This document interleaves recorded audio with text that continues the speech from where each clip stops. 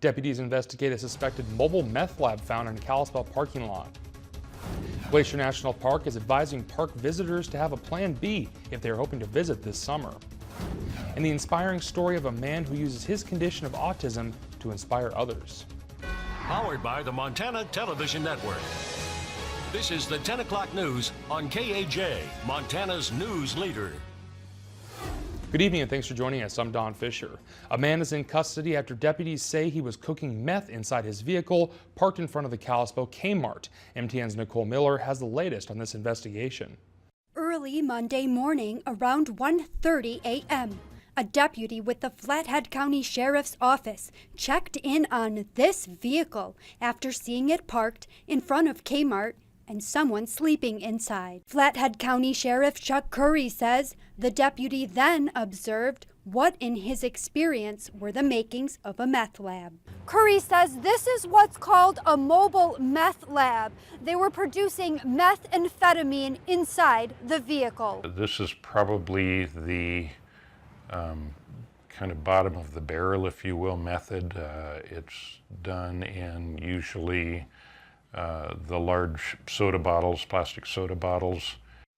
He says while the drug can be manufactured several ways, this way is one of the more hazardous. Have the potential to explode, cause fires. So the cleanup process is pretty well orchestrated. Drug Enforcement Agency cleanup crew from out of state were on site to help process the scene, pick up the chemicals, and dispose of them safely. We used to have a much larger methamphetamine laboratory problem locally. Most of the methamphetamine now is imported, most of it from Mexico, but it's still made locally. Nicole Miller, MTN News, Kalispell. And Kmart was still open for business today, but customers were directed to a different entrance. Attorneys for the Montana Artesian Water Company say they can be ready to begin distributing their bottled water very soon. This announcement comes after the DNRC upheld the decision to grant the company to open a controversial water bottling plant in the Flathead Valley. The line that's been, or the equipment that's been out there on site is ready to be assembled by the middle of February. That line should be fully assembled and ready to go into full production. So I would think within the next 30 to 60 days, you should have product ready to market and sell. The company has been working for more than 2 years to get the state approval for the plant, which was to draw water underneath a slough area along the Flathead River near Creston. The company wants to be able to pull the equivalent of more than 1 billion bottles of water using wells tapping into the groundwater every year. On Friday, the DNRC announced its findings in the case, saying it would uphold the decision to grant Montana Artesian its permit, citing the company was able to prove that the operation would not degrade the area water quality. Opponents say they plan to appeal this decision in district court. Well, the position the DNRC has finally taken has been disappointing for sure, but it wasn't unexpected. We always knew that they were going to try to stick to, their previous thoughts on this regardless of the evidence that's brought up, and we've always known that we will be vindicated in district court. And the opponents have 30 days to petition the courts to hear any appeal. And switching over to weather, a pretty dry day for the region, but there are some good chances for snow in the forecast this week. For more on what we can expect, let's turn it over to Chief Meteorologist Aaron Yost, who has our first forecast. Aaron. Yeah, those dry conditions have gone by the wayside now. We've got that warm front continuing to push through the region, bringing with it now some scattered mountain snow and valley rain. Temperatures remaining on the mild side this evening, allowing for this valley rain. We will likely see this continue here overnight tonight, and eventually by late tomorrow morning and early afternoon, we'll be behind this passing cold front, which will allow for some windy conditions. Little to no accumulation is expected with the passage of this front. I think the biggest thing you'll notice is the wind. Well, we do have another chance though for some snow Wednesday and Thursday. More details coming up in your full forecast. All right, thank you, Aaron. Glacier National Park administrators are expecting park visits to stay at record high levels in 2018, and they're advising park visitors to have a plan B if they are hoping to visit this summer. 2018 was the busiest season on record at Glacier National Park, with 3.3 million people coming through the gates. That was a 12% bump over the previous record year before, and comes even though most of the west side of the park was closed because of forest fire activity at the end of the season. The high point came in July, with more than 1 million tourists visiting the park in a single month, driven primarily by the increasing popularity of the Going to the Sun Road. Now park managers are saying they expect similar crowds this summer and say it would be a good idea if people are visiting the park in June, July, or August to have an alternate day trip planned just in case their original destination is beyond capacity. They say it's especially true if you plan on visiting North Fork, Mini Glacier, Two Medicine, Avalanche, or Logan Pass. The park is also advising visitors to consider spreading out to the abundant local, state, and federal lands around the park to find a quieter experience.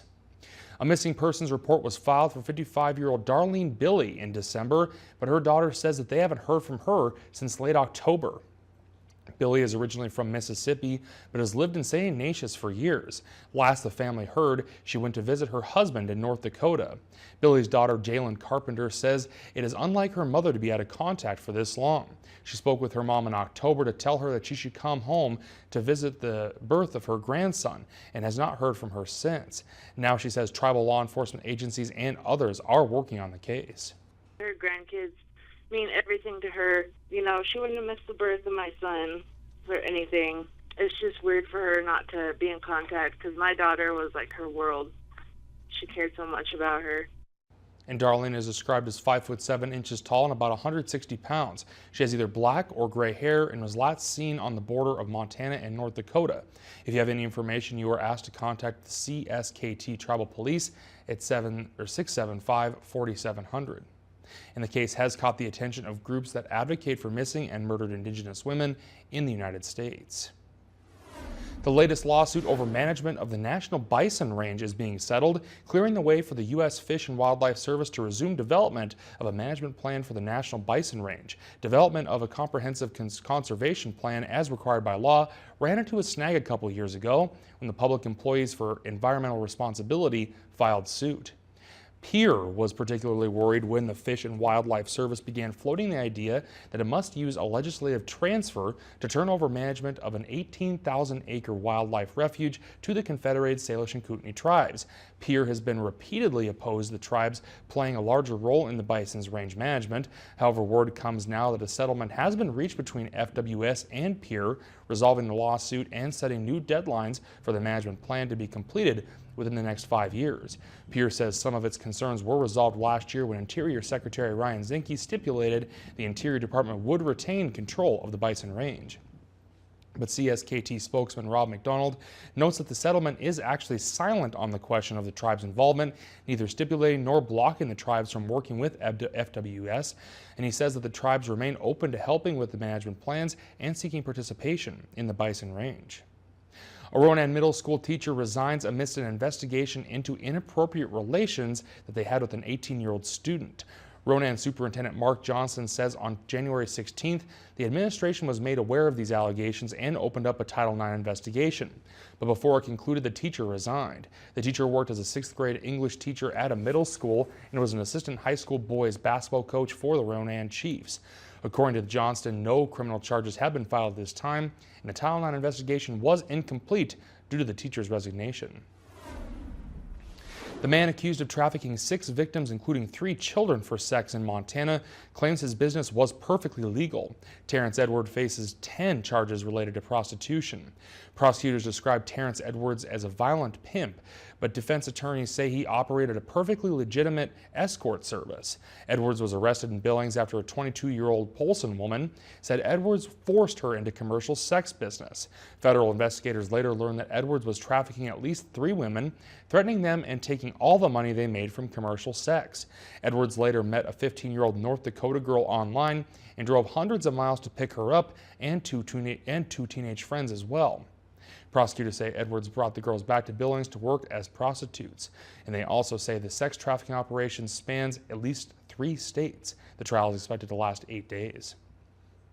The state corrections director addressed last week's surprise decision to dismiss the warden of Montana State Prison, but he shed little light on the reasons for letting go former warden Michael Fletcher. Corrections Director Reg Michael was asked about the decision today as he appeared before the Legislative Law and Justice Interim Committee. He told the panel it would be inappropriate to go into details for dismissing Fletcher, who had been on the job since last spring. Michael had said some unspecified concerns made him decide Fletcher wasn't right for the job, so the warden was dismissed before the end of his year-long probationary period. The state announced the dismissal of the warden last Tuesday, and he said the decision does not mean that that's any overriding concerns about management of the state prison in Deer Lodge. We have some very, very sound professionals who serve in leadership positions at the Montana State Prison. And I will say that former Warden Fletcher did some wonderful things, but there were some concerns that I could not ignore and I had to pay attention to.